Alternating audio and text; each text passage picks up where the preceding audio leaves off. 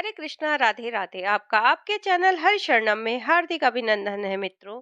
आइए, आज मैं आपको सच्ची घटना सदना कसाई और ठाकुर जी की श्रवण कराती हूँ। सदना कसाई के पास भगवान शालिग्राम की बटिया थी, जिससे वह अपना कार्य संपन्नता से करता था। क्योंकि कसाई का कार्य मांस काट के बेचने का होता है, तो वह ही कार्य वह बड़ी कर्मठता से करता था। एक संत एक दिन वहां से गुजर रहे थे, तो उनका ध्यान कसाई पे गया और उन्होंने देखा कि कसाई तो शालिग्राम बटिया से इस कार्य को कर रहा है। तो उन्होंने प्रेम पूर्वक कसाई से कहा कि आप ये बटिया मुझे दे दीजिए।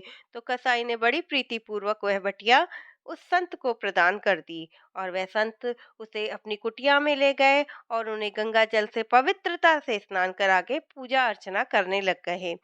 तो रात को स्वप्न में ठाकुर जी संत के आए और उन्होंने कहा कि कृपा करके तुम मुझे वहीं वापस कसाई के यहाँ दे दो। उसने कहा कि हे प्रभु, मैं तो कितनी प्रीति पूर्वक आपकी पूजा अर्चना करता हूँ, फिर भी आप उसी कसाई के यहाँ जाना चाहते हैं, जिसका कार्य तो आपको पता ही है। प्रभु ने वापस कहा कि नहीं, वह जो भी कर्म करता है उसमें कभी भी गलती नहीं करता। कोई भी तोल में कभी उसने चोरी नहीं करी और ना ही बाटों की हेरा फेरी करी। मैं तो कर्म की प्रधानता को ऊपर रखता हूँ।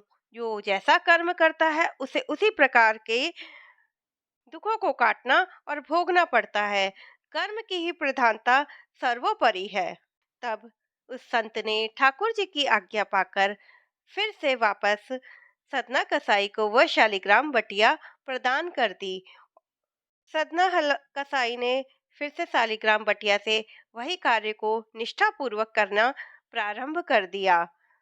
यह एक सच्ची घटना है मित्रों।